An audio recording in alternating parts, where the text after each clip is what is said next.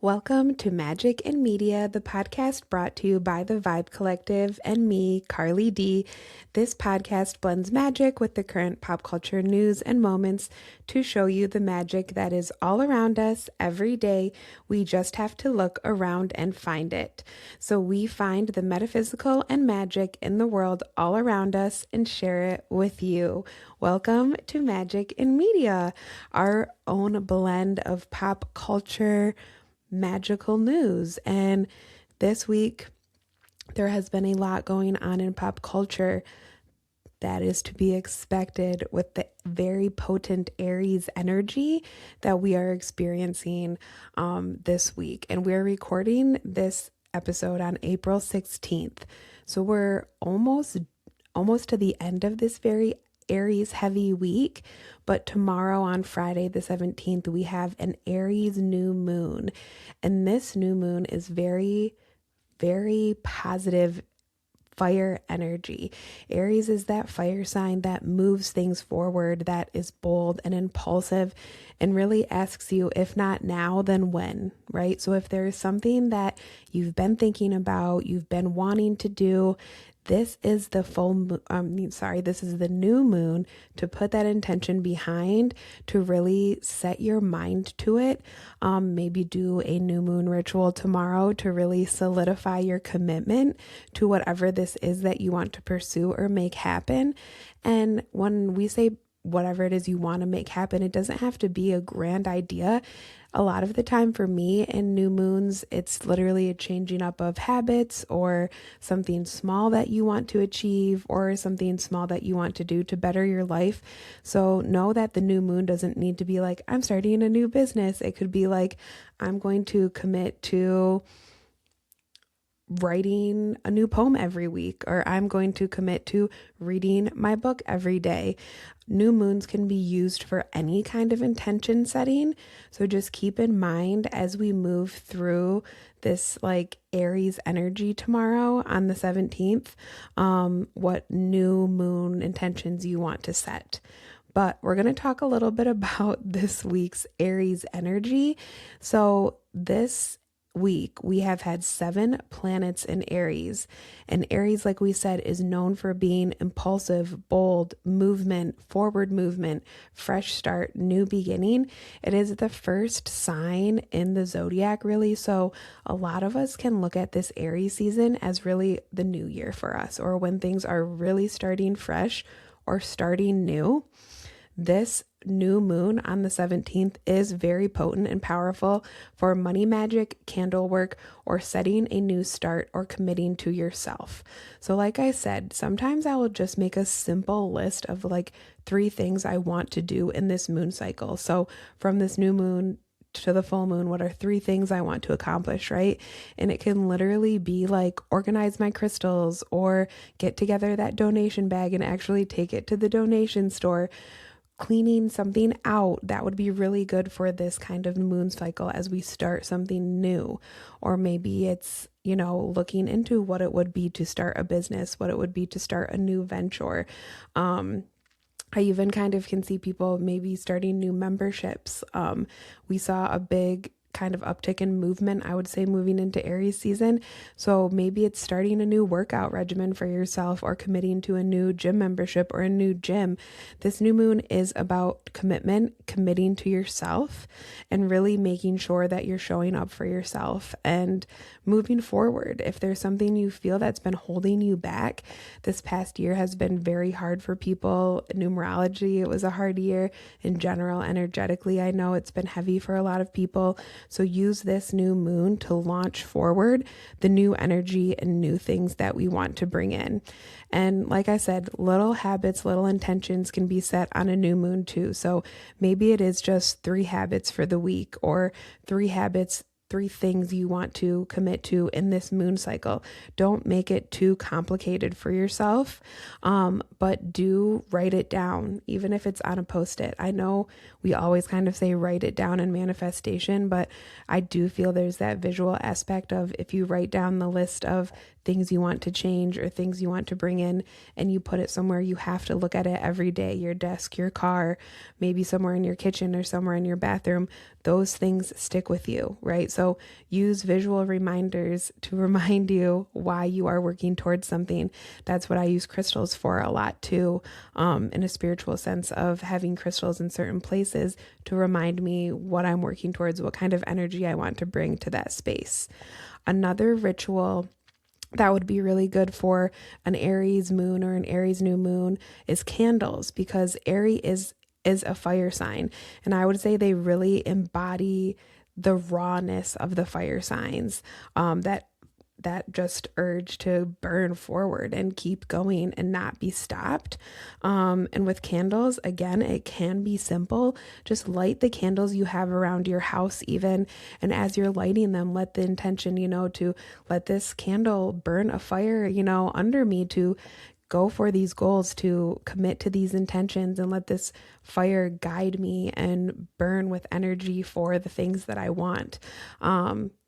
Saying that kind of stuff, even whenever I would light a candle, even if it's just a simple candle around your house tomorrow for that Aries new moon, set some kind of intention, whether it's in your head or out loud, to really draw in what you want to work on, what you want to manifest.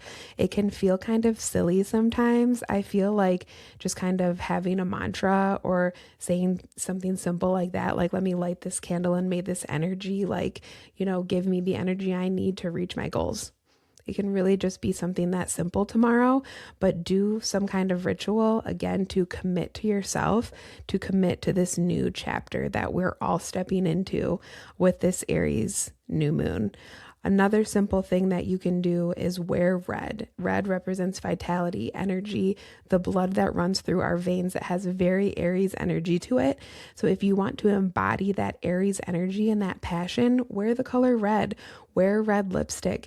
Use color therapy. Use, again, those things to remind you what we're working towards, what is important to us, what we want to commit to. Easy, simple things, simple rituals that draw your mind to the intentions that we are setting. So focus on that whenever you're listening to this. Even if the Aries new moon has passed on the 17th, think about what you were doing on the 17th, or what was happening around then, what kind of new things were coming in when we were in the energy of this Aries new moon. If you're listening to this later and it's, well after the Aries new moon, think about that April 17th, what you were doing, what was happening, what energies were around you. Now, going into our next topic, this definitely touches on the Aries energy. Another thing we didn't really talk about yet with Aries is Aries like to fight, right? They are the ram in the zodiac. So if there are any kind of arguments, I don't recommend having them this week. Not the best week to have arguments in Aries kind of time, especially when 7 planets are in Aries, because we may be talking impulsively, acting impulsively, not really thinking through our game plan. And again, I would even say some of the miscommunications happening right now maybe stemming from a place of anger. Aries has a bit of a rage kind of energy to it as well. So if we're having arguments stemming from anger, if we're trying to make points stemming from anger this week, it's very fitting for the energy, but I don't know how productive it always is. That being said, that doesn't mean it's not productive sometimes. Aries can sometimes give people that push to say something that needs to be said, to push something forward, right? Whether or not it's positive or good, sometimes things do have to be pushed forward. So that brings us to our next topic, which, if you are at all online on TikTok, this is very much pop culture news, but the Alix Earle versus Alex Cooper kind of internet video back and forth that we've been having. So earlier this week on Monday, Alex Cooper, who is the host of Call Her Daddy, really called out Alix Earle, who was a TikTok person, influencer. She was on Dancing with the Stars. And Alex Cooper was like, if we have beef that you're alluding to, spill the beef, tell her what it is. This is obviously one very Aries energy, because in general, this is an argument. This is a beef. There's tension between these two Alexes, which if you're online, it's kind of been a known thing. But to have one of them just call it out very forward, very blunt, very bold, again, is very Aries, so heavy Aries energy around this whole situation with Alix Earle versus Alex Cooper. But it's been a little bit of a back and forth, right, of clearing up the air. What's the argument? The overall kind of talk online is, what is it that they're fighting about? What is this situation that they're kind of breadcrumbing us along with and not telling us, like, what is let me actually take a sip of my tea. What is the tea? Like, what is the drama? So I was wanting to do a little tarot reading on the Alix v. Alex situation, just to even kind of show how I use this spread myself. So magic and media, right? Let's do a little Alex Cooper versus Alix Earle tarot reading. And I use a spread like this, honestly, when I'm even having like disagreements with people in my own life. And it, like a lot of the time, tarot gives you a chance to kind of zoom out, look at things from a different perspective. So that is what we are going to do with this little reading today. So in this spread, I pull 3 cards. I keep it pretty simple.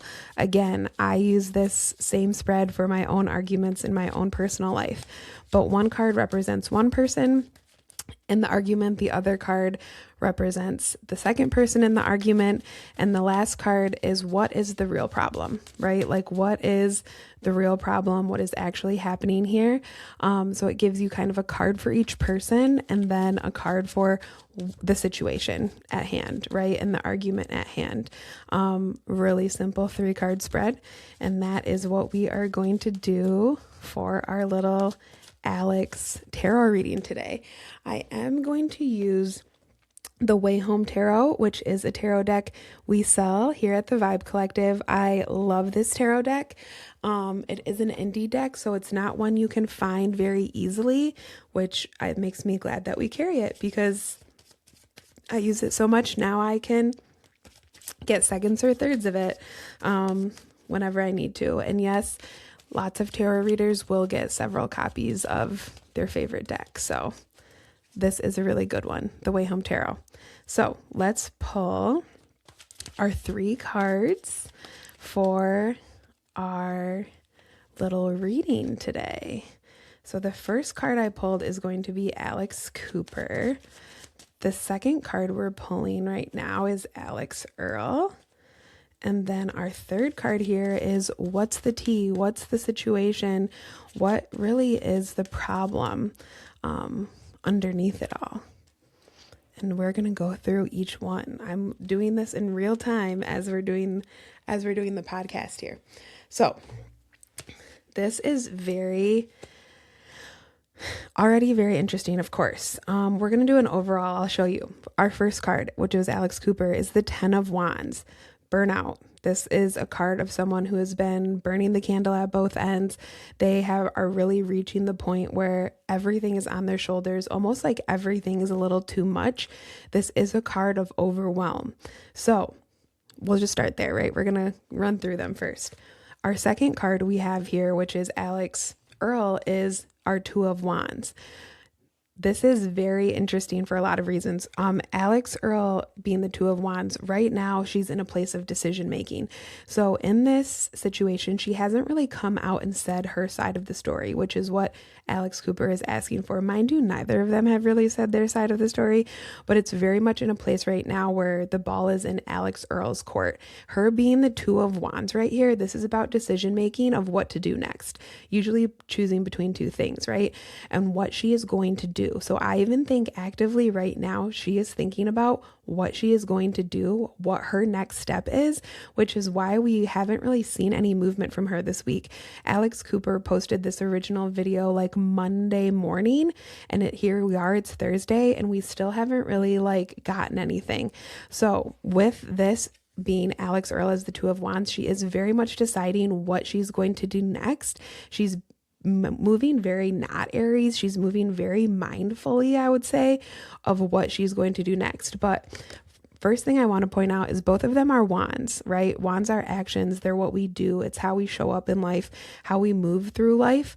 And you have one person who is very like burned out, I would say, has been working really hard, which is Alex Cooper. And then you have someone who is also being represented with my "the world is your oyster" card. There is so much ahead of you.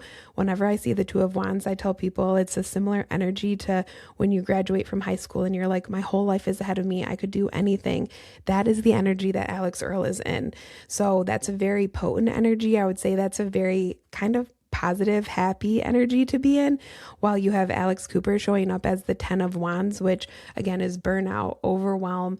You're looking at two people who are like experiencing very different energies right now. One person has been working really hard and is really tired. I mean, we all know there's a little bit of jealousy in a situation like this anyway. And then you have someone who is younger. Alix Earle is younger, but she also has the world at her feet, which is the Two of Wands. So again, very differing energies right now.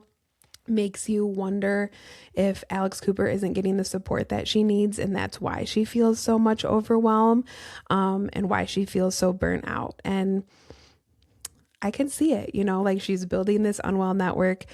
She's got podcasts. She's getting a lot of kind of like backlash. She is a little older than Alix Earle too, so she's been working longer, which can burn you out more. But we're seeing, again, very different energies here, with the two of them. Now, our card of what's the actual problem here? We're getting the Father of Swords, or the King of Swords. One, I have to laugh because it's the father card and Alex Cooper is call her daddy, so that is kind of funny. But swords are thinking and communication here. So overall, with this being the main problem, right? The overall problem in this situation, the King of Swords, is we are kind of having a verbal battle. The King of Swords does want to think about what he wants to say. He's very strategic, which they're both being in this situation, strategic about what they're saying, how they're coming off. Swords are how we think and how we communicate. So you have to be very mindful of people hearing you, how you want to be heard, and not just hearing the words come out of your mouth. Obviously, tone, execution, timing, all of those things are going to affect how people truly hear you. And I do see that being a big part of this as well.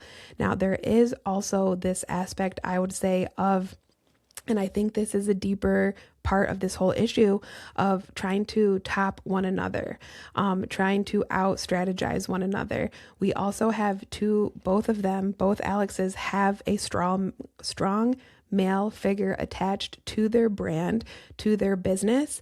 Alix Cooper works with her husband, who is very attached to her business and is her business partner. And Alix Earle works with her dad, who is her manager. Again, very strong male figures, your husband and your father in your life, helping you work, helping to manage you. This being an overall problem card is also showing that there is some male influence in here, especially when it comes to strategy, that is affecting both of them. So I do think that they are not able to we're never truly going to get what they're thinking, because there is so much strategy, there's so much thought put into every post, every word, that things are just incredibly thought through. And that is the overall problem, I feel, is there is a lack of authenticity with this kind of King of Swords, because you can even see in the card, he's plotting, he's thinking. This isn't just like something they're going to do on a whim. But again, I would say there's probably more of what this root issue is here with the men who are helping them in the background, right? With the dad, manager, and the husband, business partner. I feel like with the overall problem, that is in the bit of the root of it, is these men that are helping them in the background, who aren't having to kind of take the front facing maybe backlash that these women are taking, but are pulling strings and have a lot of influence on what these women do, what both Alixes do. So that is going to be our little Alix Cooper Alix Earle reading. I think it's really interesting to see them both show up as wands. This is career moves for them though, and what they're doing. Actually, the act of making these videos, having this back and forth, is very wands energy. It's very doing energy.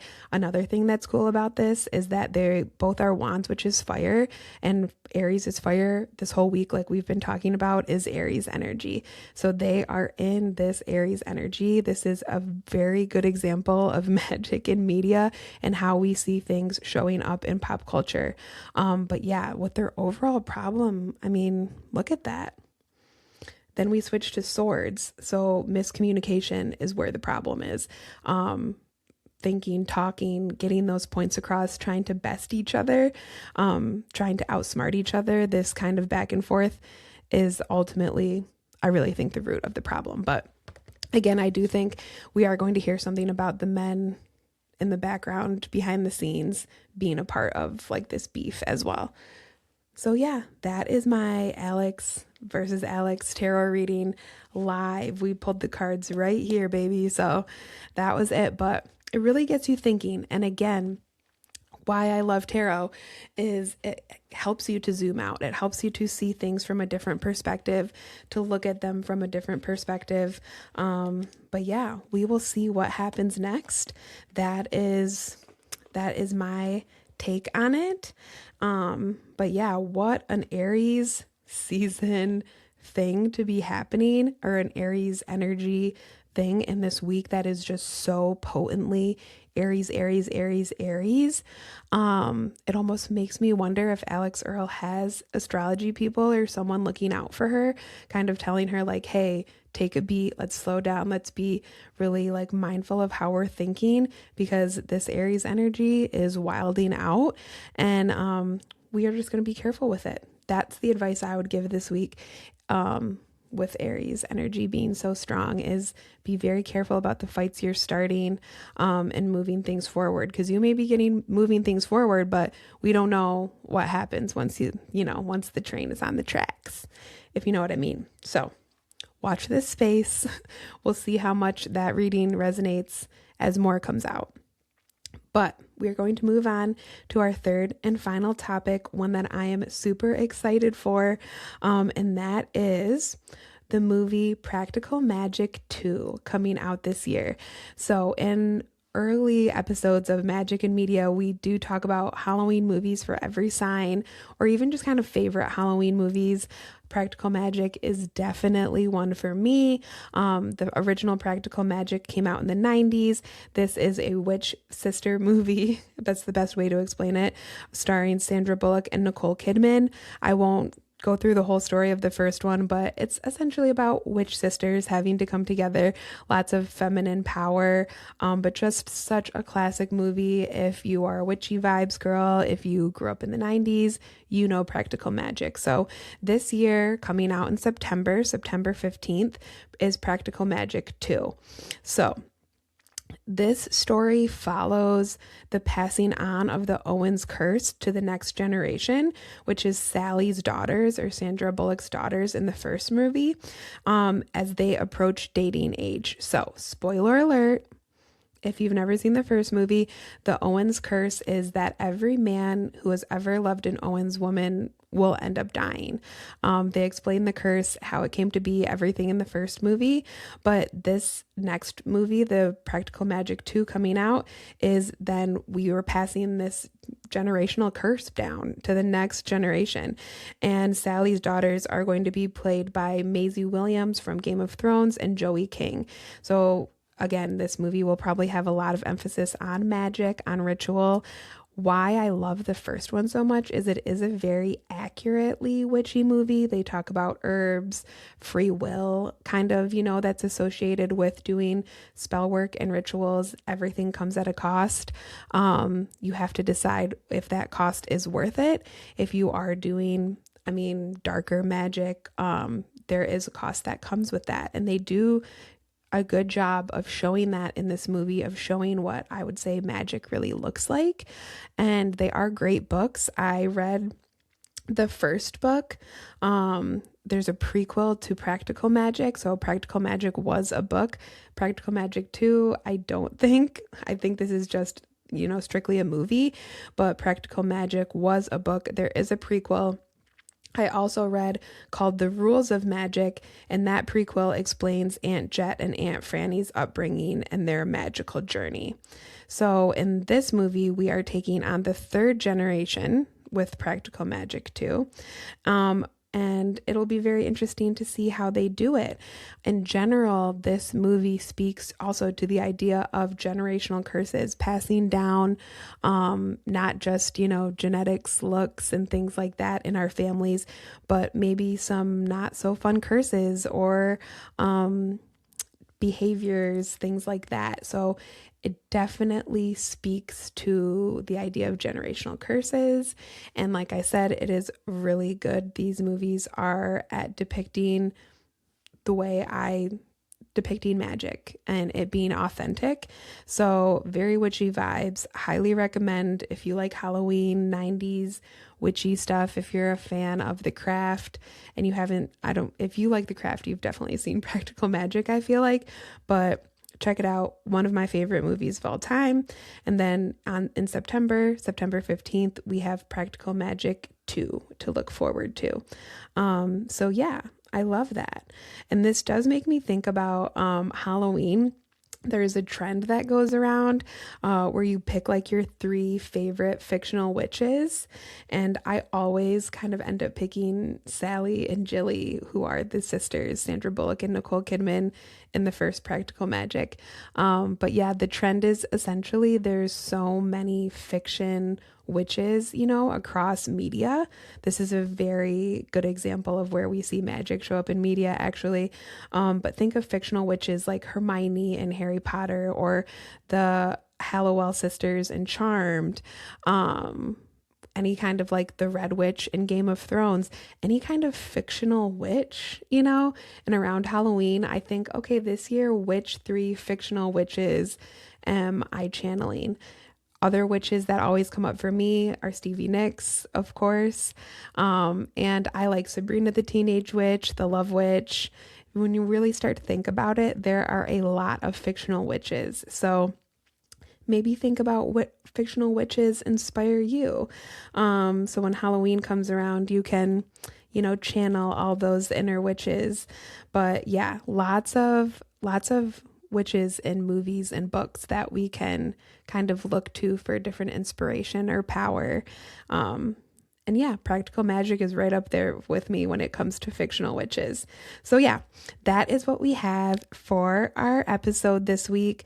I hope that it made you think a little bit. I hope it made you more curious about the energy around us, especially when it comes to astrology.